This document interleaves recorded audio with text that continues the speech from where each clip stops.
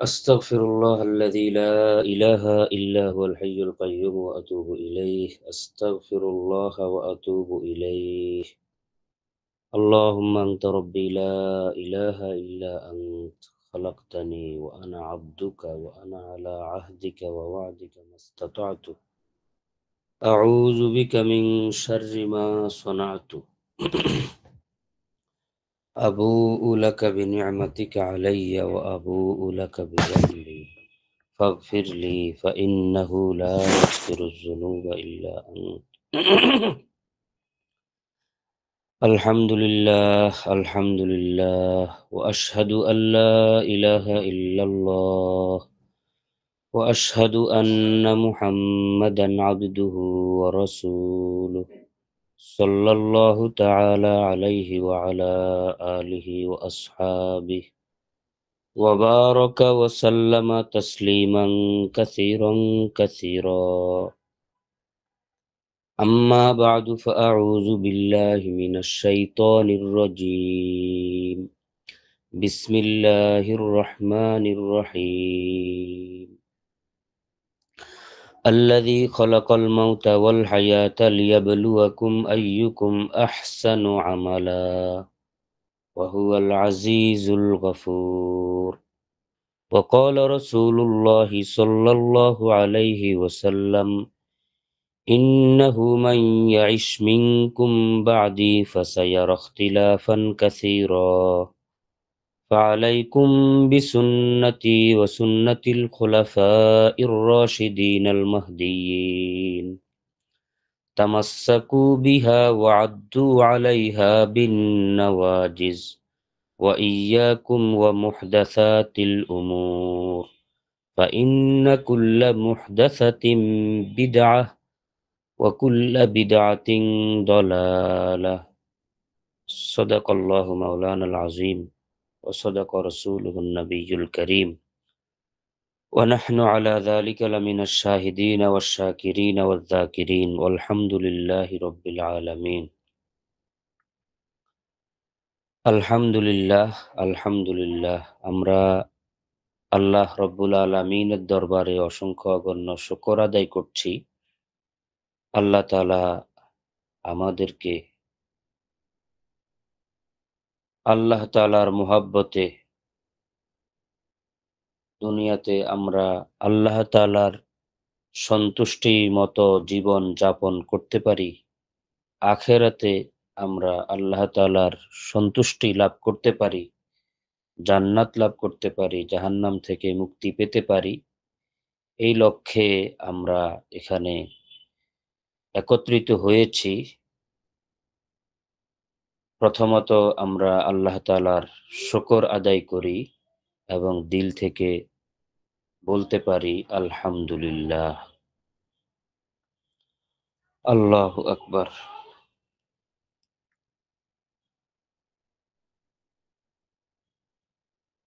শুকর আদায়ের বিষয়, শুকর, এই বিষয়ে দুই একটা কথা বলবো। এর আগে মাওলানা সোয়াইব হাফিজাহুল্লাহ আপনাদের ওস্তাদ অনেক কথা বলেছেন। আল্লাহ তাআলা তাদের এ সমস্ত নেক ধারণা, সুধারণা, ভালো কথাগুলো আল্লাহ তাআলা আমার ব্যাপারে এবং আমাদের আহবাব সকলের ব্যাপারেই আল্লাহ তাআলা কবুল করেন। আমাদেরকে আল্লাহ তাআলা তার সন্তুষ্টি রেজার পথে সিরাতে মুস্তাকিমে সবসময় অটল অবিচল রাখেন। অনেক কিছুই হয়তোবা আমার মধ্যে নাই, তাদের সুধারণা থেকে তারা বলেছে। তো আল্লাহ তাআলা সেটা আমার মধ্যে দান করে দেন, তাদের মধ্যেও দান করেন। আল্লাহু আকবার। তো আমরা শুকরের বিষয়ে একেবারে সুসংক্ষেপে এক দুইটা কথা বলে নিচ্ছি।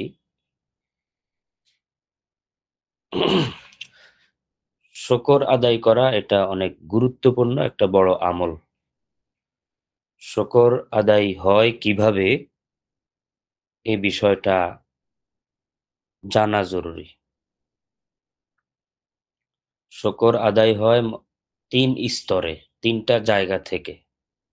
১ নম্বর কলব থেকে, অন্তর থেকে, ২ নম্বর জবান দ্বারা, ৩ নম্বর অন্যান্য অঙ্গ-প্রত্যঙ্গ এবং কর্ম দ্বারা।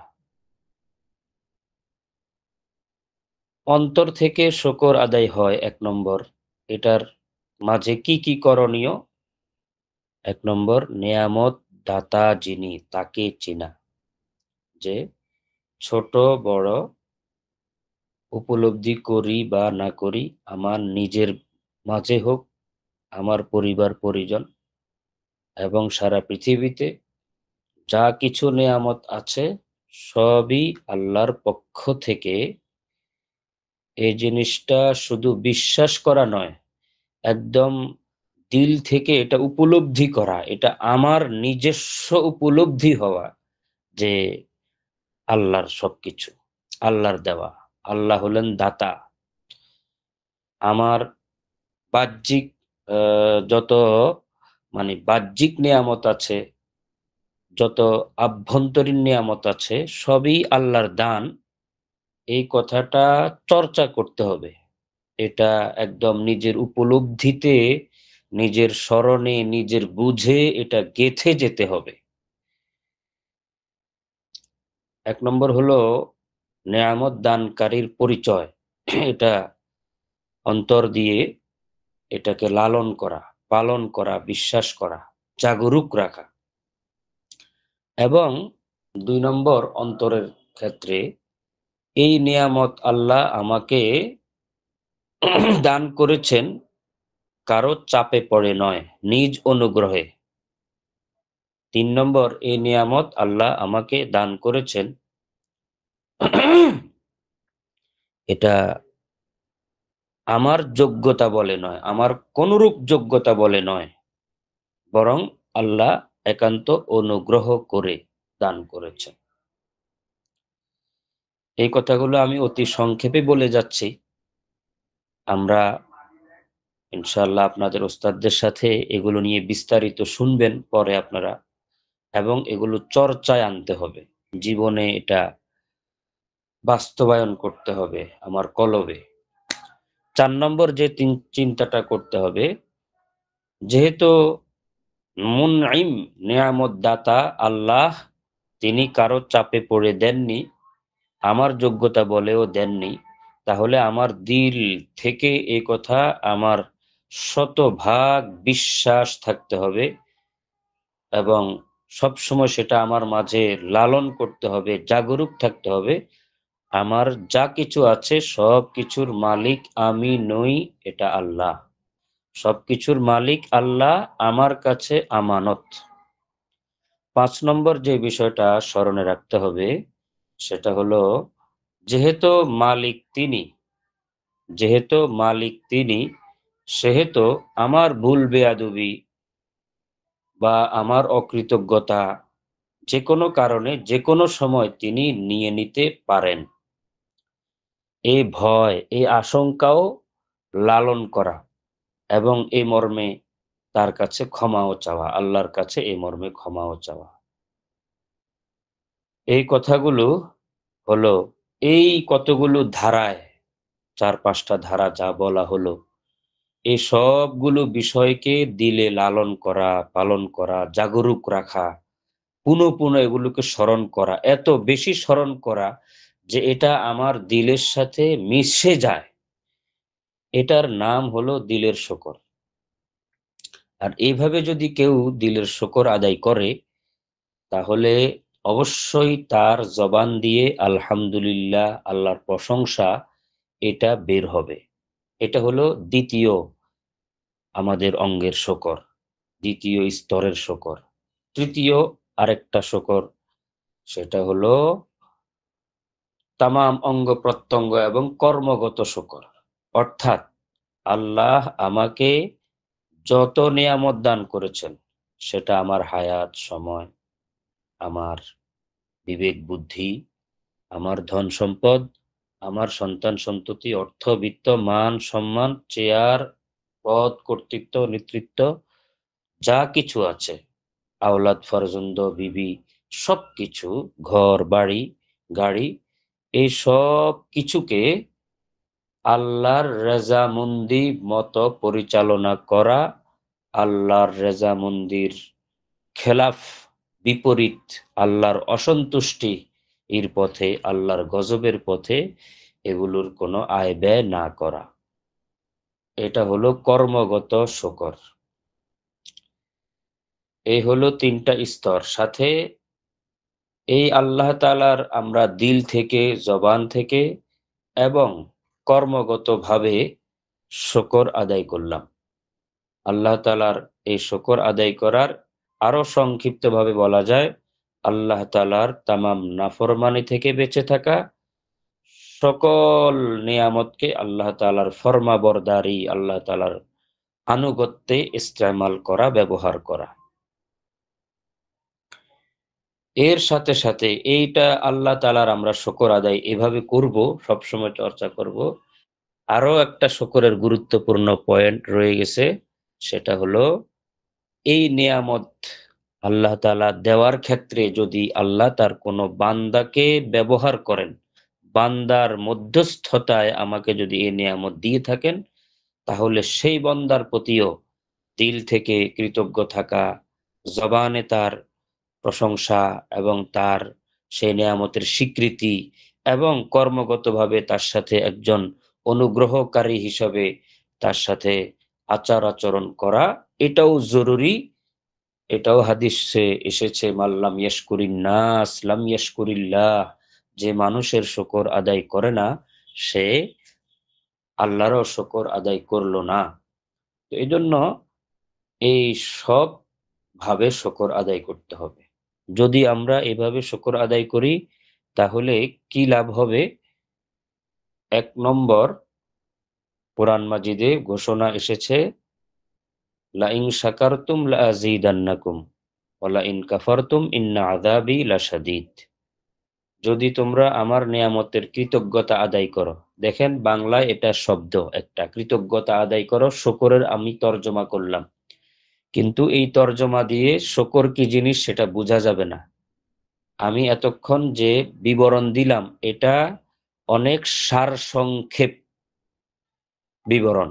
এই বিবরণটাও যদি সামনে রাখেন, তাহলে এই কৃতজ্ঞতা শব্দ, এই সংক্ষিপ্ত সারসংক্ষেপ বিবরণকে বুঝাতে বলা যায় যে অক্ষম। এটা আপনাকে আলাদা করে জেনে নিতে হবে। এবং যে সারসংক্ষেপ আমি বললাম, সেই সারসংক্ষেপের বিস্তারিত এবং সেটা জীবনে বাস্তবায়ন, সেটাও আমাদেরকে শিখতে হবে। তো যদি আমরা যথাযথ অর্থে সকল ব্যাপকতা সহ আমরা যদি কৃতজ্ঞ বান্দা হতে পারি, তাহলে আল্লাহ তাআলা আমাদের নেয়ামতকে বৃদ্ধি করবেন। সব রকমের, সব স্তরের, সব প্রকারের, সব ধরনের নেয়ামত, আমার জ্ঞান, বুদ্ধি, আমার মান, সম্মান, আমার ধন, সম্পদ, আমার সুখ, শান্তি, সবকিছু যেটারই শকর আদায় হবে, এটা আল্লাহর ওয়াদা যে আল্লাহ সেটা বৃদ্ধি করে দিবেন। এতে কোনো রূপ সন্দেহ নেই। আর অপরদিকে শকর আদায় করতে না পারলে আল্লাহ তাআলা ধমকি দিয়েছেন যে আল্লাহর শাস্তি বড় কঠিন। আল্লাহ শাস্তি দিবেন, কিভাবে দিবেন সেটা তো আল্লাহই ভালো জানেন। আল্লাহ আমাদেরকে রক্ষা করেন। এই হলো ১ নম্বর উপকারিতা। ২ নম্বর, আমি যে জবানে আলহামদুলিল্লাহ বলছি, একবার আলহামদুলিল্লাহ কিংবা সুবহানাল্লাহ বলার দ্বারা সহিহ হাদিসে এসেছে যে আকাশ থেকে একদম জমিন পর্যন্ত পুরা জায়গাটা আ নেকি দিয়ে ভরে যায়। সুবহানাল্লাহ। তো এই আলহামদুলিল্লাহ বলার অনেক মূল্য। যতবার বলবো তত আমার নেকি অর্জন হতে থাকবে। ৩ নম্বর উপকারিতা। অনেক অনেক বড় উপকারিতা, সেটা হলো মানুষের আত্মিক ব্যাধি আছে। অনেকগুলো রোগ আছে। আত্মার রোগ, শারীরিক যেমন রোগ থাকে এবং সেটার ডাক্তার আছে, চিকিৎসা আছে, এরকম আত্মা, কলব, রূহেরও রোগ থাকে, সেটারও ডাক্তার আছে, চিকিৎসা আছে। বুজুর্গানে দ্বীনকে আমরা এটার ডাক্তার মনে করে থাকি। আমাদের আত্মার যে কোনো রোগের অবস্থা বিবরণ তাদের কাছে দিলে তারা সেটার চিকিৎসা করে থাকে। আত্মার রোগ যেমন অহংকার একটা রোগ, আত্মার রোগ, হিংসা একটা রোগ, দুনিয়ার ভালোবাসা, দুনিয়ার প্রতি ভালোবাসা, পরশ্রীকাতরতা, এগুলো হলো রোগ। পদের ভালোবাসা, পদের প্রতি মোহ, পদের মোহ, টাকার মোহ, প্রসিদ্ধির মোহ, এরকম বিভিন্ন মোহ, এগুলো সবগুলোই হলো আত্মার রোগ। তো এই আত্মার রোগ, এটার সবচেয়ে বড় উৎস হলো অহংকার। অহংকারই হলো অন্য সকল রোগের উৎস এবং মা। এজন্য আরবিতে এটাকে উম্মুল আমরাজ বলা হয়। তো এই অহংকার থেকে এত বড় মারাত্মক রোগ, যেটা পৃথিবীর মধ্যে মানে আল্লাহর নাফরমানির মধ্যে সবচেয়ে সর্বপ্রথম যে নাফরমানি প্রকাশ পেয়েছে সেটা হলো এই অহংকার। এবং এই অহংকারের কারণেই শয়তান চির মারদুদ হয়ে গিয়েছে, বিতাড়িত হয়ে গেছে।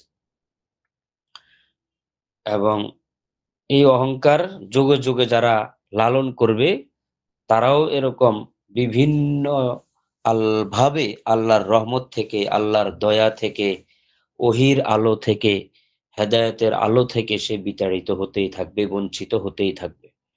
এবং তার মধ্যে বিভিন্ন রকমের মন্দ, এগুলো একত্রিত হতেই থাকবে। তো এই অহংকার থেকে মুক্তি মিলে হলো শকরের গুণের কারণে। হিসাবটা খুব সহজ। একজন মানুষের ভিতরে অহংকার কখন পয়দা হয়? যখন তার নিজের কিছু থাকে, তার নিজের জ্ঞান গরিমা থাকে, তার নিজের বাড়ি গাড়ি থাকে, তার নিজের জনবল থাকে, এগুলো নিয়ে সে অহংকার করে। কিন্তু যখন কোনো মানুষ অন্যের জিনিস নিয়ে অহংকার করে, তাকে মানুষ পাগল বলে। যে নিজের কিছু নেই, আরেকজনেরটা নিয়ে অহংকার করে। এখন যে ব্যক্তি প্রতিনিয়ত প্রত্যেকটা নেয়ামতকে উপলব্ধি করে, এবং এই উপলব্ধির নেয়ামত, এটা যে একটা নেয়ামত, এটা ছোট বড় সবকিছু। আমাদের দৈনন্দিন আমরা এরকম শত শত নেয়ামত ভোগ করি, যেটা আমরা উপলব্ধি করি না। এজন্য উপলব্ধিটাও একটা দিলের কাজ। তো উপলব্ধি করে এবং সে নেয়ামত দাতাকে চেনে, নেয়ামত দেওয়ার ধরনকে সে উপলব্ধি করে। আল্লাহ কারো চাপে নন এবং তার যোগ্যতার কারণে নন, এমনিতে দিয়েছেন।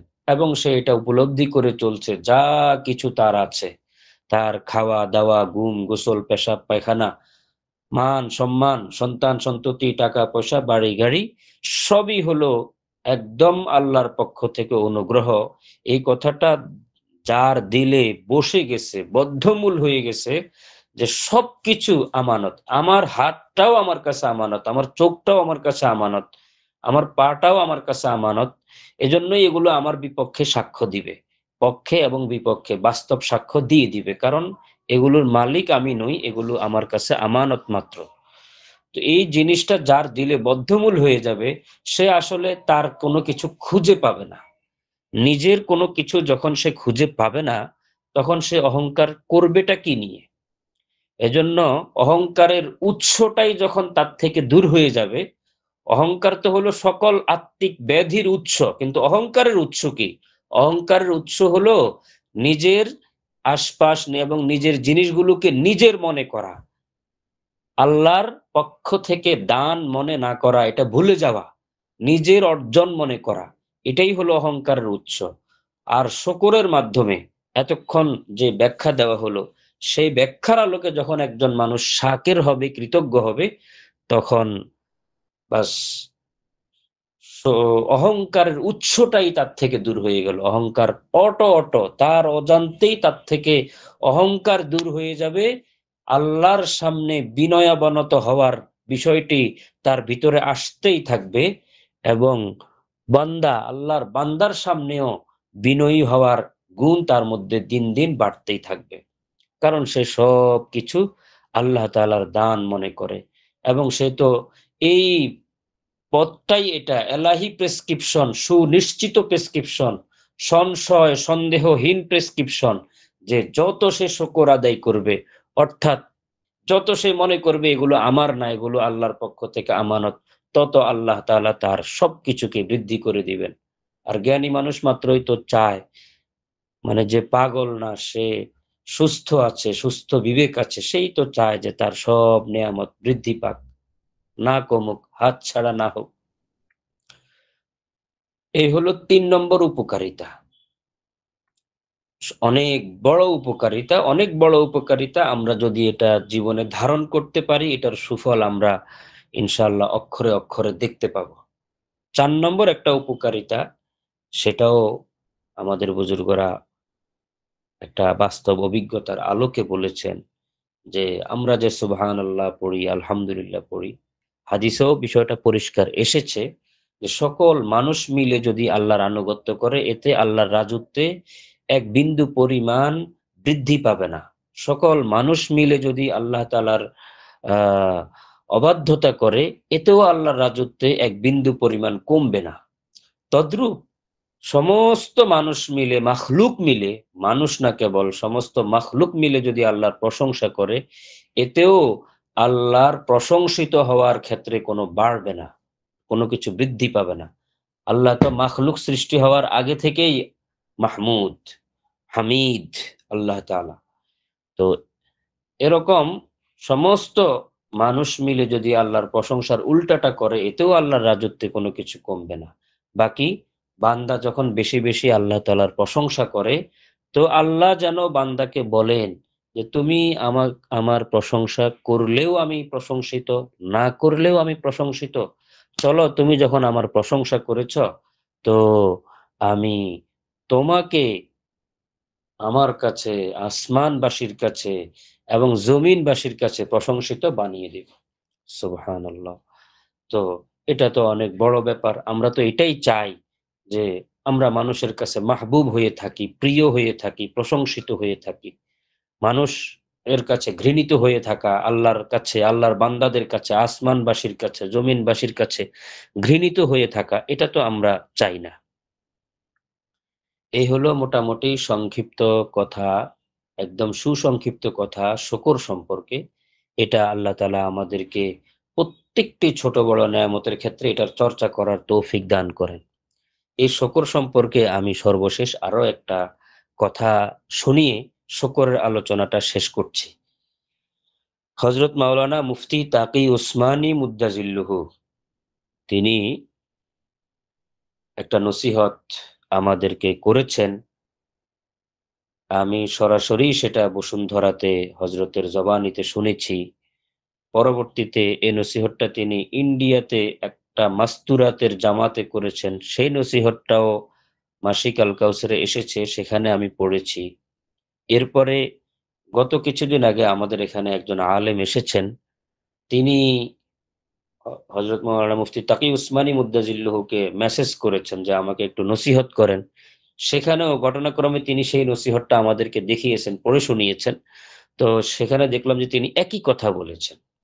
সেটা হলো, কেউ যদি আল্লাহওয়ালা বুজুর্গ হতে চায়, আল্লাহর মাহবুব হতে চায়, আল্লাহর প্রিয় হতে চায়, তাহলে তার জন্য ২ টা কাজ করা চাই। আল্লাহ তাআলা তাদেরকে উত্তম বিনিময় দান করেন, জাযায়ে খায়ের দান করেন, যে তারা এগুলো চিন্তা ভাবনা করে, ফিকির করে, গবেষণা করে আমাদের জন্য অনেক সহজ করে পেশ করে দিয়েছেন। যে আল্লাহর প্রিয় হওয়ার জন্য একজন মানুষ ২ টা কাজ করবে মাত্র। এই ২ টা কাজের দ্বারাই আল্লাহ তাআলার সাথে তার সম্পর্ক দিন, দিন গভীর হতে থাকবে, নিবিড় হতে থাকবে। সে আল্লাহর প্রিয়, অতি প্রিয় ভাজন হতে থাকবে। ২ টা কাজের একটা কাজ হলো ছোট বড় সবকিছু আল্লাহর কাছে চাওয়া। আমরা না চাইতেই পাই, কিন্তু আমি চাওয়ার অভ্যাস করব। আমি যদি একটা, একটা করে উদাহরণ দিয়ে বলতে যাই তাহলে দেরি হয়ে যাবে। যত জিনিস আমি চাওয়া ছাড়া পাচ্ছি সেটাও আমি চাবো। আমি ঘুমাচ্ছি, আল্লাহ আমার ঘুম যেন ভালোভাবে হয়। ঘুম থেকে উঠেছি, আল্লাহ আজকে সারা দিন যাতে আমি ভালোভাবে কাজে লাগাতে পারি। আমি হাম্মামে যাচ্ছি, বাথরুমে যাচ্ছি পেশাব পায়খানার জন্য, আল্লাহ এটা যেন ঠিকমতো হয়ে যায়। অফিসে যাব, আল্লাহ আমি যেন গাড়ি পেয়ে যাই। অফিসে যে কাজের জন্য যাচ্ছি আল্লাহ আমার সে কাজ যাতে হয়ে যায়। বাজারে যাব, আল্লাহ আমি যেন আমার বাজারে সহি সালামতে পৌঁছতে পারি। বাজারের যে জিনিসগুলো লাগবে আল্লাহ আমি যেন সেই জিনিসগুলো পেয়ে যাই। আবার বাড়িতে রওনা দিছি, আল্লাহ আমাকে নিরাপদে ঘরে পৌঁছান। এভাবে ছোট বড় সবকিছু চাইতে থাকবো। মানে আল্লাহর কাছে চাবো না এমন কোনো বিষয় নাই। আমার যত ভালো জিনিস দরকার সব আমি আল্লাহর কাছে চাবো। যেগুলো আমি নিয়মিত না চাইতে পেয়ে আসছি সেগুলোও চাবো। আমরা তো এটাকে সংকীর্ণ করে ফেলেছি। একটা জিনিস পাচ্ছি না সেটাই কেবল আল্লাহর কাছে চাই। এবং অনেক বড় বিষয় এবং খুব দুষ্প্রাপ্য বিষয় সেটা আল্লাহর কাছে চাই না। একদম সহজলভ্য, নিয়মিত পেয়ে যাচ্ছি তারপরেও আল্লাহর কাছে চাবো। এই একটা কাজ। ২ নম্বর আরেকটা কাজ হলো ছোট বড় সবকিছু উপলব্ধি করে মানে যত বেশি সম্ভব উপলব্ধি করা এবং আল্লাহর শুকর আদায় করা, আলহামদুলিল্লাহ বলা। তো আলহামদুলিল্লাহ তো একটা অংশ মাত্র শুকরের। আসলে আমি যেই সবগুলো বিষয় বলেছি, সবগুলো সহ জবানেও আলহামদুলিল্লাহ বলা। ইনশাআল্লাহ যদি কেউ এই আমল করতে থাকে, তাহলে তার উপর তার জিন্দেগিতে অতি দ্রুত পরিবর্তন আসতে থাকবে ইনশাআল্লাহ। আল্লাহ তাআলা আমাদেরকে এই হুজুরের এই নসিহতের উপরে আমল করার তৌফিক দান করেন এবং আল্লাহর মাহবুব এবং প্রিয় বান্দা হিসেবে কবুল করেন। হুজুরের এই নসিহতের এই যে ২ টা আমল, চাওয়া এবং পাওয়ার পর শুকর আদায় করা, আলহামদুলিল্লাহ বলা, এই ২ টা আমল একটা কাজের মাধ্যমে একেবারে অনেকাংশ হয়ে যায়। ৭০-৮০% হয়ে যায় একটা কাজের মাধ্যমে। সেটা এখানে যদি আমরা কেউ আলেম ওলামা থেকে থাকি বা তালেব ইলম থেকে থাকি, তাদের জন্য বেশি সহজ। আমরা যারা জেনারেল ভাইয়েরা আছি তারাও হিম্মত করতে পারি ধীরে, ধীরে। সে কাজটা হলো সেই একটা কাজ, যে একটা কাজের মাধ্যমে ওই ২ টা কাজের অধিকাংশই হয়ে যায়। বড় একটা অংশ হয়ে যায়। সেটা হলো আল্লাহর রাসূল সাল্লাল্লাহু আলাইহি ওয়াসাল্লাম আমাদেরকে যত মাসনুন দোয়া শিখিয়ে গেছেন, মাসনুন দোয়া শিখিয়ে গিয়েছেন, সেই মাসনুন দোয়াগুলো বুঝে, বুঝে উপলব্ধির সাথে পড়া। তো আমরা জেনারেল যারা আছি, জেনারেল ভাইয়েরা, আমরা আগে শিখবো, এরপরে সাথে, সাথে এটার একটু অনুবাদটাও এবং মর্মটাও বুঝার চেষ্টা করব। একটা, একটা করে শিখি ইনশাআল্লাহ হয়ে যাবে। আমি সপ্তাহে একটা শিখি, মাসে একটা শিখলেও ১২ মাসে ১২ টা দোয়া শিখা হয়ে যাবে ইনশাআল্লাহ। তো এই দোয়াগুলোর মধ্যে কি আছে? হয় চাওয়া আছে, না হয় পাওয়ার উপরে আল্লাহর প্রশংসা আছে। এই হলো এই মাসনুন দোয়া। এটা আল্লাহর রাসূল সাল্লাল্লাহু আলাইহি ওয়াসাল্লামের পক্ষ থেকে তার পুরা উম্মতের উপরে এক বিরাট, বিশাল এবং নির্বিকল্প হাদিয়া। মানে এখানে এমন, এমন কথা আছে, প্রত্যেকটা জায়গায় এমন, এমন চাওয়া আছে, এমন, এমন ভাবে শকর করা আছে, শকরের কালিমাগুলো আছে, বাক্যগুলো আছে, যেটা একজন মানুষ্য বিবেকে, সাধারণ মানুষের বিবেকে এটা সম্ভব নয়। এগুলো ওহী যার কাছে আসে তিনিই বলতে পারেন।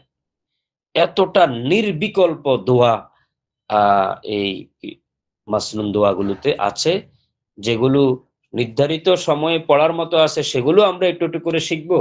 আর যে দোয়াগুলো সবসময় পড়ার মতো, করার মতো, সেই দোয়ার ভান্ডারও আমরা ধীরে, ধীরে আমাদের মুখস্থের ভান্ডার বৃদ্ধি করব এবং আল্লাহর কাছে সেটা করব। তো আমার শকরের কথাই তো অনেক লম্বা হয়ে গেল। যে বিষয় দেওয়া হয়েছে, মাওলানা সোহাইব হুজুর কি এখানে শেষ করে দিব, না আজকে এ পর্যন্ত থাকবে, না আর কিছু না, বলা? জি আরো ২০ মিনিটের মতো চলতে পারে ইনশাআল্লাহ। ২০-২৫ মিনিট। আ আল্লাহ, আল্লাহ। আপনি যদি চান। হ্যাঁ, আল্লাহ তাআলা আমাদেরকে তৌফিক দান করেন। আমিন। শুকরগুজার হিসেবে কবুল করেন এবং আল্লাহর মাহবুব হওয়ার জন্য আমাদের বর্তমান বিশ্বের ২-১ জন আলেম গোনা হলে যিনি একজন, এবং বসুন্ধরাতে যে আমি শুনেছিলাম তখন তিনি মুফতি শফি রহমতুল্লাহ আলাইহির উদ্ধৃতিতে আরো কয়েকটা কথা বলেছিলেন, কিন্তু কথাটার সারসংক্ষেপ এখন এভাবে দাঁড়িয়েছে। আল্লাহু আকবার! আল্লাহ তাআলা আমাদেরকে তৌফিক দান করেন। আজকে আপনারা যে বিষয়বস্তু দিয়েছেন, ফিতনার যুগে জেনারেল শিক্ষিতদের দ্বীনের উপরে মজবুত থাকার উপায় পন্থা। তো এই বিষয়টা আল্লাহু আকবার। আমি আপনাদের সামনে একটা আয়াতে কারিমা তেলাওয়াত করেছি। সূরা মুলকের মধ্যে আছে আল্লাযী খলাকাল মাউতা ওয়াল হায়াতা। আল্লাহ তাআলা হলেন ওই সত্তা যিনি মৃত্যু এবং হায়াত সৃষ্টি করেছেন, জীবন সৃষ্টি করেছেন। আল্লাযী খলাকাল মাউতা ওয়াল হায়াতা লিয়াবলুয়াকুম। লিয়াবলুয়াকুম তোমাদেরকে পরীক্ষা করার জন্যে। কি পরীক্ষা? আইয়ুকুম আহসানু আমালা। তোমাদের মধ্য থেকে কে উত্তম আমলকারী, এই বিষয়টা পরীক্ষা করার জন্য। আয়াতটা চিন্তা করেন যে আল্লাহ তাআলা মৃত্যু এবং জীবন, আমরা আসলে জীবনের আগেই মৃত্যু আমাদের ছিল, আমরা অনস্তিত্বে ছিলাম। এখন আমরা জীবন লাভ করেছি, আবার আমাদের মৃত্যু চলে আসবে, আমরা পরকালে চলে যাব আলমে বরজখ এবং হাসর মাঠ। সেখান থেকে আল্লাহ চাহে তো, আল্লাহ যদি আমাদেরকে দয়া করেন, মাফ করেন, আমরা সেটাই আল্লাহর কাছে কামনা করি, জান্নাত ইনশাআল্লাহ। এই হলো আমাদের সফর, শুরু হয়েছে জান্নাত থেকে, শেষও হবে ইনশাআল্লাহ জান্নাতে। আমাদের বাড়ি জান্নাত, জান্নাত থেকে আমরা এসেছি বাবা আদম এবং মা হাওয়া আলাইহিমাস সালাতু ওয়াস সালামের সাথে। আমরা আলমে আরওয়াহে রুহের জগতে ছিলাম, যেটাকে অনস্তিত্বে বলা যায়। আমাদেরকে কেউ চিনতো না, কেউ জানতো না, আল্লাহই আমাদেরকে অস্তিত্ব দান করেছেন। আবার আল্লাহ তাআলা আমাদেরকে নিয়ে নিবেন। তো দেখেন, এখানে আল্লাহ তাআলা বলেছেন যে আমাদের এই জীবনটা আল্লাহ দান করেছেন, হায়াতটা সৃষ্টি করেছেন পরীক্ষার জন্য। তাহলে আমাদের জীবনটাই পরীক্ষা, জীবনটাই ফিতনা, জীবনটাই বালা। তো ফিতনা এই শব্দটার অর্থটা যদি আমরা একটু খেয়াল করি, কাকে বলে ফিতনা? ফিতনাতুন এটা একটা আরবি শব্দ, এটার বহুবচন ফিতানুন। এটা ফাতনুন থেকে এসেছে। তো ফাতনুন শব্দের অর্থ হলো স্বর্ণকে আগুনে পুড়িয়ে তার খাঁটি অংশ এবং ভেজাল অংশ খুদকে আলাদা করা। কতটুকুন খাঁটি, কতটুকুন ভেজাল, এটা আগুনে পোড়ানোর দ্বারা, স্বর্ণকে আগুনে পোড়ানোর দ্বারা এটা আলাদা হয়ে যায়। এটা হলো ফাতনুনের অর্থ, একদম মূল অর্থ। সেখান থেকেই এই শব্দটা এসেছে এবং আল্লাহ তাআলা আমাদের এই পুরা জীবনটাকেই ফিতনার মধ্যে, পরীক্ষার মধ্যে রেখেছেন। আমাদের সৃষ্টিটাই করা হয়েছে পরীক্ষার জন্য। তো পরীক্ষা কি সেটা বলেছেন, লিয়াবলুয়াকুম আইয়ুকুম আহসানু আমালা। আহসানু আমালা, তোমাদের মধ্যে আল্লাহ এই কথা বলেননি যে আকসারু আমালা, কে বেশি আমল করে। বেশি আমল কে করে এটা আল্লাহ বলেননি, বলেছেন উত্তম আমল, উৎকৃষ্ট আমল, একদম যথাযোগ্য আমল, সুনিপুণ আমল কে করে সেটা আল্লাহ পরীক্ষা করবেন। তাহলে আমাদের পুরো জীবনের পরীক্ষার বিষয়টা হলো এটা।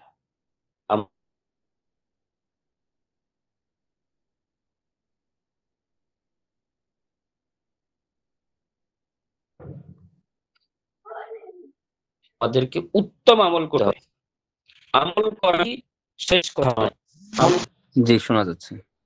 কথা নয়, বরং উত্তম আমল করা, সঠিক আমল করা, যথাযথ আমল করা, আল্লাহর কাছে কবুল যোগ্য আমল করা, সেটাই হলো চূড়ান্ত কথা। এখন আল্লাহর কাছে কবুল যোগ্য আমল কি? এটার জন্য দুইটা শর্ত।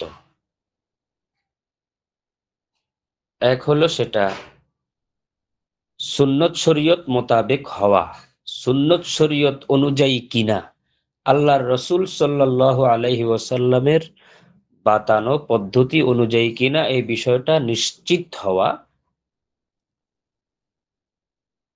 আর ২ নম্বর ঈমানের পরে, ঈমান তো একটা শর্ত আছেই। ২ নম্বর সেটা হলো ইখলাসের সাথে হওয়া। কাজটা একদম সঠিক পদ্ধতিতে, একদম সুন্নাহ সম্মত। কিন্তু আমি করছি হলো আল্লাহর সন্তুষ্টি ছাড়া অন্য কোনো উদ্দেশ্যে। সেটা টাকা পয়সা পাওয়ার জন্য, সেটা মান সম্মানের জন্য, সেটা কোনো বিপদ থেকে বাঁচার জন্য, যেটাই হোক, অন্য যেকোনো উদ্দেশ্যে আমলটা করলাম, যেটা আসলে আল্লাহর সন্তুষ্টির জন্য করার ছিল, সে আমলটা আল্লাহর কাছে গ্রহণযোগ্য হবে না। এই ২ টা পয়েন্ট আমাদের সামনে থাকা জরুরি। একটা হলো আমাদেরকে আগে আমলের ব্যাপারে নিশ্চিত হতে হবে যে এই আমলটা সঠিক কিনা। এটা আল্লাহ রসুল সাল্লাল্লাহু আলাইহি সাল্লামের শিক্ষা কিনা।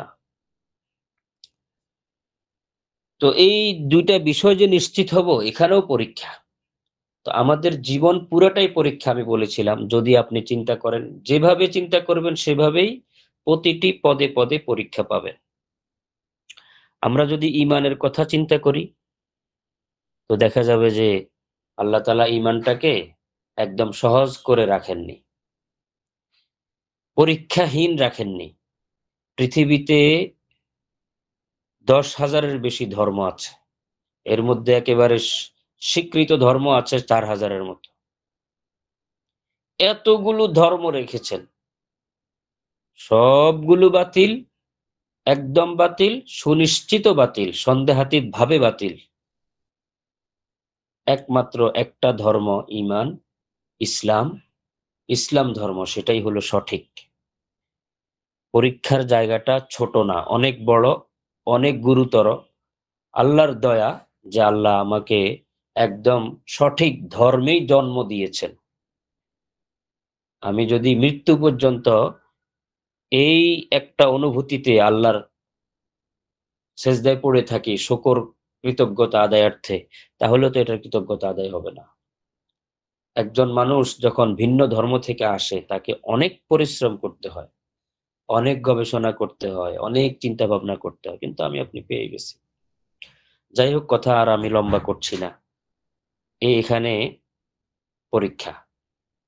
আচ্ছা দেখেন, একজন মানুষ এতগুলো ধর্ম আছে এবং সবগুলোকে বাতিল মানতে হবে ঈমান বিশুদ্ধ হওয়ার জন্য। ঈমান হবেই না অন্য কোনো একটা ধর্মকে যদি কেউ সহি মনে করে, শুদ্ধ মনে করে। অন্য ধর্মেও মুক্তি দিতে পারে আল্লাহর পক্ষ থেকে, এটা প্রেরিত ধর্ম যদি কেউ মনে করে বর্তমান বিশ্বে, তাহলে তার ঈমানই হবে না।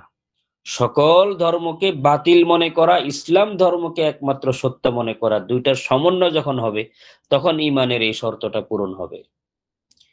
তো এজন্য আমাদের এই যে এটা তো একটা লম্বা আলোচনা, এই ধারণা পরিষ্কার থাকা চাই। এগুলো আমরা সময়ে, সময়ে আপনারা আপনাদের ওস্তাদদের থেকে শুনে নিবেন। তারা আপনাদেরকে বিস্তারিত বলবে ইনশাআল্লাহ। দেখেন, একজন মানুষ যখন ঈমানে প্রবেশ করেছে, এখন আবার তার কাছে তার উপরে পরীক্ষা। এই মুসলমানদের মধ্যেও খাঁটি ঈমানের অধিকারী, এমন ঈমান, এমন আকীদা বিশ্বাস লালনকারী যে বাস আমলগুলো যদি এই আকীদা আর এই বিশ্বাস নিয়ে যদি সহি আমল করে যাওয়া যায়, তাহলে সে ইনশাআল্লাহ একদম জান্নাতে চলে যাবে। আল্লাহ তাকে জান্নাত দান করবেন। এটা হলো একটা দল।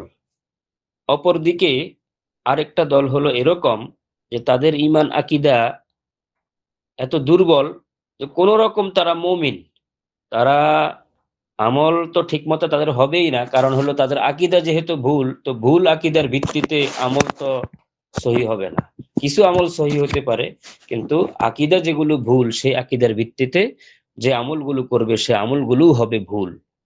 তো তাদের এই ভুল আমল, এটা তাদেরকে জান্নাতে নিবে না।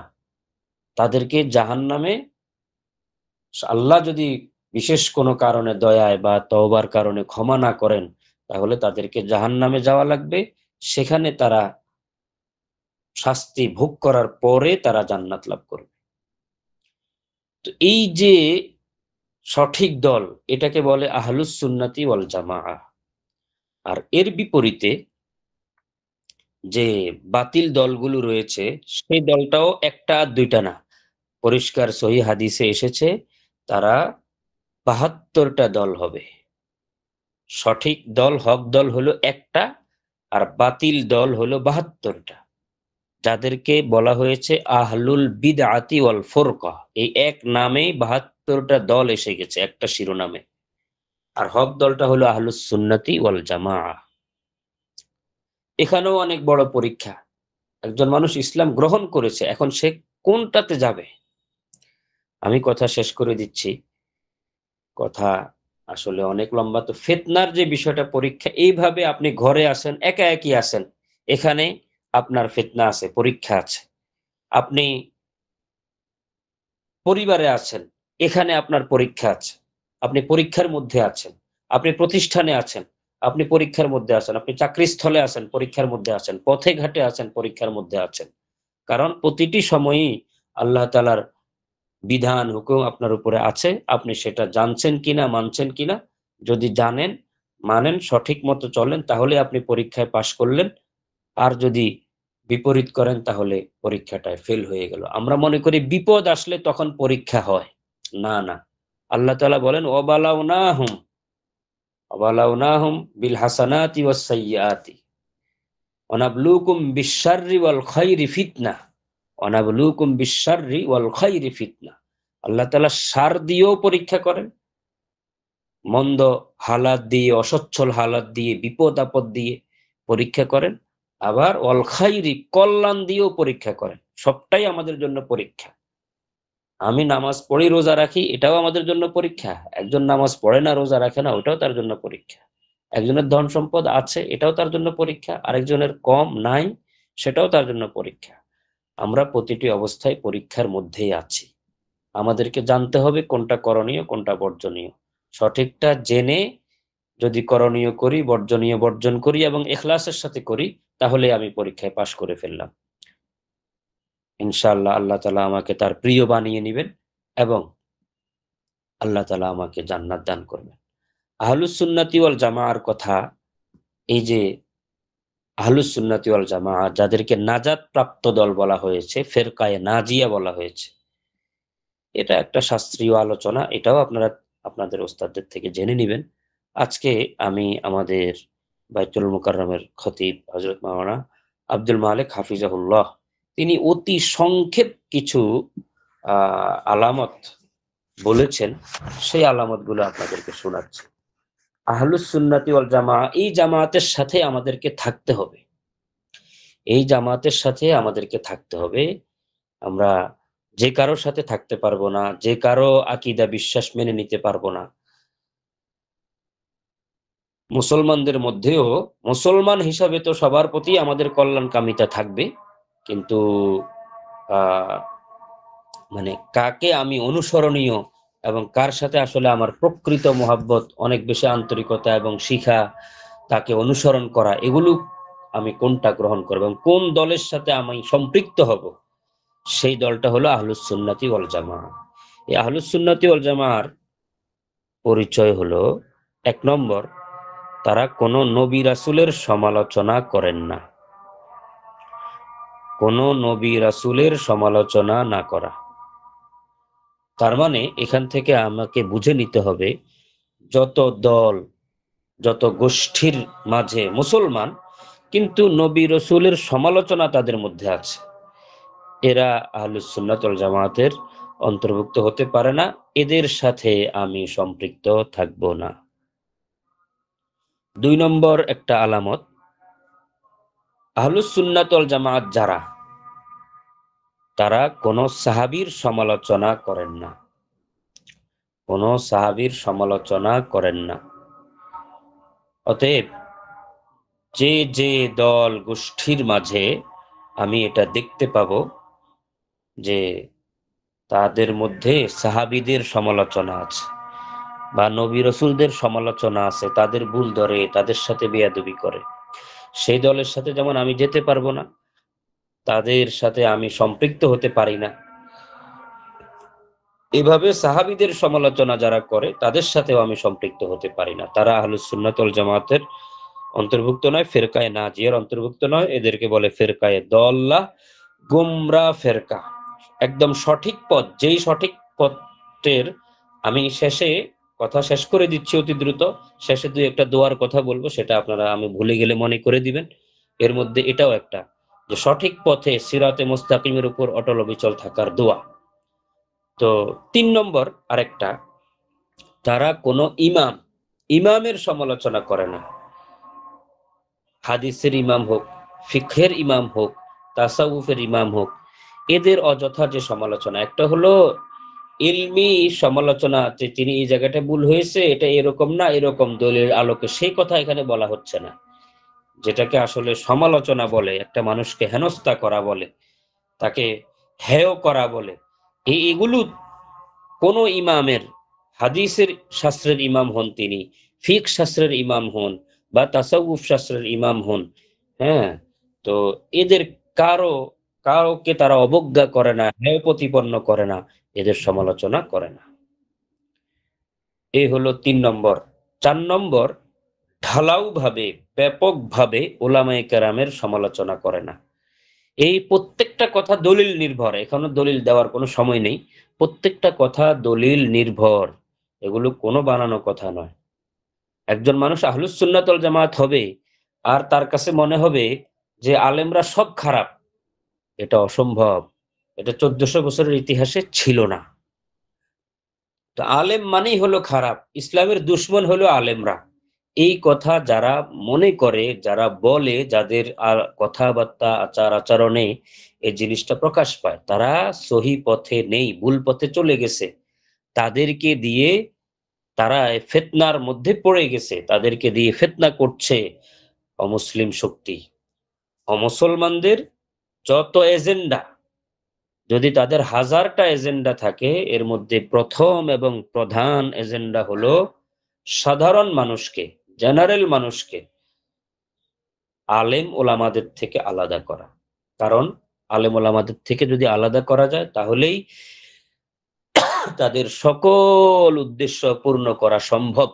অপরদিকে আলেম ওলামারাই যেহেতু মাথা, তারাই যেহেতু দিন ধর্মের আসল সংরক্ষক এবং বুঝেন সহি গলত, কুফুর, শিরিক, ঈমান এবং বেদাত, সুন্নত, হালাল হারাম, ভালো মন্দ, এগুলো যেহেতু তারা বুঝান এবং সাধারণকে তারা বুঝাবেন, তো যতদিন সাধারণ মানুষ আলেমদের সাথে জুড়ে থাকবে, ততদিন তাদেরকে কেউ ফিতনাগ্রস্ত করতে পারবে না। এটাই হলো তাদের সবচেয়ে বড় হাতিয়ার সাধারণ মানুষের জন্য। সে জায়গায় যে সাধারণ মানুষ মনে করে যে আলেমরাই খারাপ, তো সে তো ফিতনায় পড়েই গিয়েছে, পরীক্ষায় সে ফেল করেছে, তাকে দিয়ে শয়তান তার মতো করে সর্বোচ্চ খেলবে। এই ৫ নম্বর, ৫ নম্বর, নবী রাসূল সমালোচনা তো করাই যাবে না, তারা তো নিষ্পাপ। সাহাবীর সমালোচনা করা যাবে না, তারা মাহফুজ, মাগফুর, আল্লাহ তাদেরকে ক্ষমা করে দিয়েছেন এবং তাদেরকে সাধারণভাবে গুনাহ থেকে ক্ষমা করে সংরক্ষিত রেখেছেন। এক্কা দোক্কা যা হয়েছে সেগুলো আল্লাহ ক্ষমা করে দিয়েছেন। এছাড়াও বাকি সকল ইমাম, আলেমদেরকে তো সম্মান করতে হবে, এটা যেমন ঠিক আছে, কিন্তু কোন ব্যক্তির জাল্লাহ তথা পদস্খলনের অনুসরণ করে না আহলুস সুন্নাত ওয়াল জামাত। কোন একজন আলেম, উনি নির্ভরযোগ্য আলেম, নির্ভরযোগ্য আলেমেরও ভুল হতে পারে, যেহেতু তিনি একজন মানুষ। অতএব আহ তার ভুল যেটা, সেটার অনুসরণ করে না, আবার তার সম্মানও নষ্ট করে না। আর সব আলেম একসাথে ভুল করবেন এটা অসম্ভব। এই ব্যাপারে নিশ্চয়তা দেওয়া আছে দিন শরীয়তে, যে না, সব আলেম একসাথে ভুল করবেন না। বাকি ব্যক্তি বিশেষের ভুল হতে পারে, তখন আলেমরা যখন বলবেন যে এই আলেমের এই ভুলটা হয়েছে, তখন সেটা মেনে নিতে হবে। সেই ভুলের উপরে জেদ ধরে ওই ভুলের উপরে আমল করা যাবে না, বরং সেই ভুল থেকে বেঁচে থাকতে হবে, নিজেকে সরিয়ে আনতে হবে। ৬ নম্বর আলামত, কোরআনের তাফসীর, হাদিসের সরা, ফিকহি পরিভাষার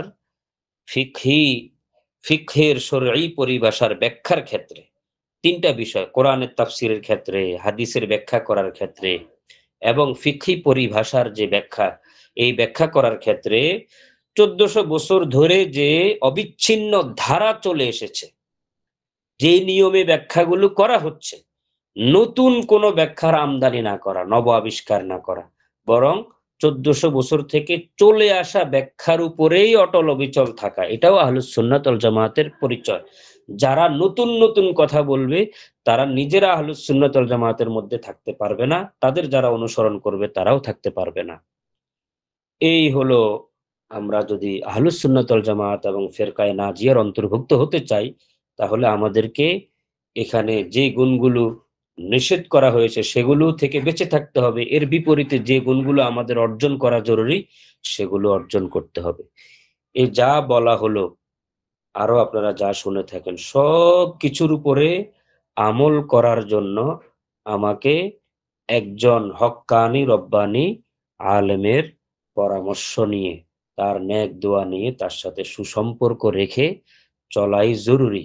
কারণ এত মারপ্যাচ, এত ফিতনা, এত জটিলতা, আল্লাহ রাসূল সাল্লাল্লাহু আলাইহি সাল্লাম বলেছেন, সকালে মুমিন সে বিকালে কাফের হয়ে যাবে, সন্ধ্যায় কাফের হয়ে যাবে। সন্ধ্যায় মুমিন, সকালে কাফের হয়ে যাবে। অন্য হাদিসে এসেছে একদম জ্বলন্ত অঙ্গার হাতে রাখার চেয়েও দ্বীনের উপরে অটল অবিচল থাকা কঠিন হয়ে যাবে। ব্যাপারটা কি? ব্যাপারটা হলো আসলে এত অস্পষ্টতা ছড়ানো হবে, এত ফিতনা সৃষ্টি করা হবে যে সঠিক কোনটা এটা একজন সাধারণ মানুষ খুঁজে পাওয়াই কঠিন হয়ে যাবে। সাধারণ মানুষ তো পরে সাধারণ আলেম, তার জন্য অনেক কঠিন হবে। তো একদিকে যেমন আমাদের এটা সিদ্ধান্ত নিতে হবে যে আমি আল্লাহর চাওয়া পথেই আমি চলবো। আর দ্বিতীয়ত হলো আমাকে সঠিক পদ্ধতিতে চেষ্টাও করতে হবে। সঠিক পথটা ধরার জন্য সঠিক পদ্ধতিতে চেষ্টাও করতে হবে। আল্লাহ তাআলা আমাদেরকে তৌফিক দান করেন। কয়েকটা দোয়ার কথা বলার ইচ্ছা ছিল আমার। এখন আর বেশি বলা যাবে না, সময় অনেক হয়ে গেছে। একটা দোয়া বলে আমি এখন শেষ করছি। নাকি শেষ করে দিব? কারো হয়তোবা জামাতের ব্যাপার আছে। জি, অনেকের ওখানে জামাত শুরু হয়ে গেছে। আপনি বলে দেন ইনশাআল্লাহ, আমাদের এখানে এখনো সময় বাকি আছে। যেহেতু লাইভ থাকবে, ভিডিও আবার ইউটিউবে আবার আপলোড করা হবে, সবাই শুনে নিতে পারবেন ইনশাআল্লাহ। আপনি বলে দেন ইনশাআল্লাহ। মানে আরো কয়েক মিনিট শেষ করে দিব নাকি? জি, জি, আ আরো ৫ মিনিট চলতে পারে ইনশাআল্লাহ। আচ্ছা, ১ নম্বর হলো এই যে হেদায়েত আমরা পেতে চাই, ২ টা কথাই বললাম। আমাদের চূড়ান্ত সিদ্ধান্ত নিতে হবে যে আমরা সঠিক পথে চলতে হবে। আর সঠিক পথ এটা একদম আমাকে বিনা কষ্টেই আমি একটা চললেই হবে এরকম না, বরং আমাকে খুঁজে নিতে হবে। আল্লাহ তাআলা পরীক্ষার মধ্যে রেখেছেন। প্রত্যেকটা স্তরে, স্তরে সঠিকটা আল্লাহ তাআলা পরীক্ষার মধ্যে রেখেছেন। এজন্য আমাকে সঠিকটা খুঁজে বের করে নিতে হবে। আর দোয়া করতে হবে। আমরা নামাজের মধ্যে সূরায়ে ফাতিহা পড়ি। এই সূরায়ে ফাতিহার মধ্যে আমরা পড়ি, ইহদিনাস সিরাতাল মুস্তাকিম। আল্লাহ আমাকে সিরাতে মুস্তাকিম দেখিয়ে দেন। সিরাতে মুস্তাকিম, সঠিক পথটা আমাকে দেখিয়ে দেন। সিরাতাল্লাযীনা আন'আমতা আলাইহিম গায়রিল মাগদুবি আলাইহিম ওয়ালাদ-দাল্লিন। যাদের প্রতি আপনি নিয়ামত নাজিল করেছেন তাদের পথ দেখান। আর যারা গজবগ্রস্ত এবং যারা পথহারা এদের পথ নয়। এই যে দোয়াটা আমরা করি, এটা দৈনিক নামাজে আমাদেরকে ২০-২১ বার তো একদম বাধ্যতামূলকভাবে পড়তে হয় এবং সুন্নতগুলো সহ মিলাইলে প্রায় ৩০ বার পড়তে হয়। তো এই পড়াটাকে আমরা শুধু পড়ার মধ্যে না রাখি, এটাকে আমরা চাওয়ার মধ্যে নিয়ে আসি। চাওয়ার মধ্যে নিয়ে আসি। এখানে এই আয়াতগুলোর তর্জমা অনুবাদ আমরা শিখে নিব। এগুলোর প্রয়োজনে একটু ব্যাখ্যা তাফসিরও পড়ে নিব এবং এটা যে একটা দোয়া, এইটাকে দোয়া বানাবো। পড়া থেকে দোয়া বানাবো, এটা চাওয়া বানাবো। যখন নিজে পড়ি তখন তো নিজে ওইভাবে খেয়াল করে চাবো। যখন ইমাম সাহেব পড়েন তখন শেষে আমি আমিন বলবো যে এই দোয়াটার ক্ষেত্রে আল্লাহ আমাকে সিরাতে মুস্তাকিম, এটাই তো ইমাম চেয়েছে, ওটার উপরে আমি খেয়াল করে আমিন বলবো।